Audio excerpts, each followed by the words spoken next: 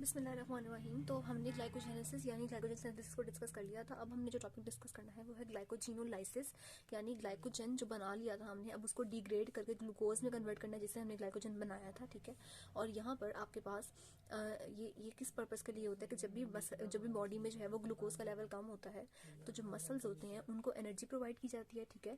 यानी कि एक ग्लूकोज की एक ऐसी फॉर्म कंस्ट्रक्ट की जाती है जो कि ग्लाइकोलाइसिस में एंटर हो जाती है और मसल्स को एनर्जी प्रोवाइड करती है। ठीक है। फिर लिवर के अंदर जब ये ग्लाइकोजन टूटता है तो वो डायरेक्टली ब्लड ग्लूकोज को एलिवेट करता है। ठीक है। वो ब्लड में रिलीज कर दिया जाता है और ब्लड ग्लूकोज के लेवल को एलिवेट करता है। हमें पता है कि ग्लूकोज क्यों जरूरी है, क्योंकि RBC, cornea, red blood cells, ठीक है, इस तरह ब्रेन जो है, लेंस है, आपके पास किडनी का मेड्यूला है, उसके लिए बहुत जरूरी है कि ग्लूकोज की कंटिन्यूस सप्लाई मिलती रहे। अब हम ज़्यादा बात किए बगैर आते हैं फटाफट से ग्लाइकोजन डिग्रेडेशन के ऊपर। ठीक है।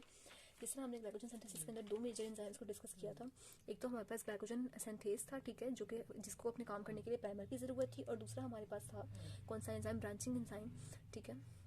4-6 ट्रांसफरेज एक्टिविटी थी उसमें अंदर। यहाँ पर भी हम दो एंजाइम्स को डिस्कस करेंगे क्योंकि हमने ग्लाइकोजन को तोड़कर ग्लूकोज में कन्वर्ट करना है।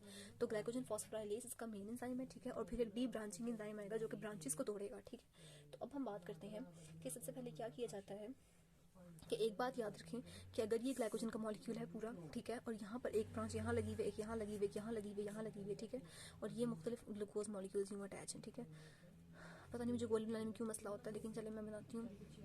ये देखें, अब जब भी यहाँ से ये भी ग्लूकोज के मॉलिक्यूल यूँ अटैच है। ठीक है।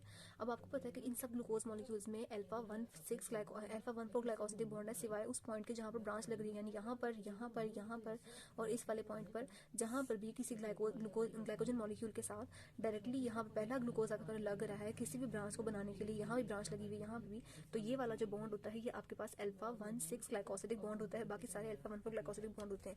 मैंने आपको बताना ये था कि अल्फा 1 4 ग्लाइकोसिडिक बॉन्ड जो है, अल्फा 1 4 ग्लाइकोसिडिक बॉन्ड जो है जब भी टूटेगा, ठीक है, तो ये क्या देता है आपके पास, ये डायरेक्टली ग्लूकोज 6 फॉस्फेट देता है। ठीक है।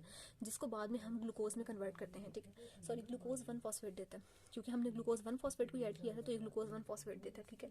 और जब अल्फा 1 6 बॉन्ड टूटता है, ठीक है, यानी कि ब्रांचिंग पॉइंट पे से ये वाला बॉन्ड टूटता है, तो ये हमारे पास डायरेक्टली ब्लड ग्लूकोज को एलिवेट करने के लिए ग्लूकोज ही प्रोवाइड करता है। ठीक है। इसको हमें कोई ज़रूरत नहीं होती कि हम इसके ऊपर प्रोसेस करके इसको ग्लूकोज में कन्वर्ट करें। क्यों? क्योंकि ये डायरेक्टली ये ग्लूकोज की फॉर्म में रिलीज होता है। चलिए, बहुत बातें हो गई, अब हम बात करते हैं चेन शॉर्टनिंग के हवाले से। जो इसका पहला स्टेप है, मैं ये सारा काम लिपिन कॉर्ड से करवा रही हूँ। ठीक है। हाँ जी। चेन शॉर्टनिंग के बारे में बात करेंगे। चेन शॉर्टनिंग के लिए आपके पास जो एंजाइम है वो ग्लाइकोजन फॉस्फोराइलेज होता है। ठीक है। ग्लाइकोजन फॉस्फोराइलेज, तो जी ये आपके पास ग्लाइकोजन का एक बड़ा सा मॉलिक्यूल है और इसको तोड़ने के लिए आपके पास ग्लाइकोजन फॉस्फोराइलेज एंजाइम है। इस एंजाइम की खास बात यह है कि इसने सिर्फ अल्फा 1 4 ग्लाइकोसिडिक बॉन्ड को तोड़ना है। आपको पता है अल्फा 1 4 ग्लाइकोसिडिक बॉन्ड कहाँ पर है? सब जगह पर है, सिवाय इस पॉइंट के, इस वाले पॉइंट के जहाँ ब्रांच लग रही है, और इस वाले पॉइंट के, बाकी सब में अल्फा 1 4 ग्लाइकोसिडिक बॉन्ड है। ठीक हो गया। तो हम जरा थोड़ा सा, एक सेकेंड, हाँ जी, यहाँ देखें, जब ये ग्लाइकोजन फॉस्फोराइलेज ऐड करेगा ये सारे को तोड़ना शुरू कर देगा, लेकिन ये कहाँ तक तोड़ सकता है? ये 1 2 3 4, ये यहाँ तक तो तोड़ सकता है। ठीक है। यहाँ तक तोड़ सकता है, लेकिन इसके आगे नहीं तोड़ सकता। तो ये क्या करेगा कि ये बेसिकली इसको क्लीव करवाएगा। ठीक है। फिर इस पॉइंट को 1 2 3 4 इसको क्लीव करवाएगा यहाँ तक। ठीक है। ये वाली चेन को तोड़ देगा।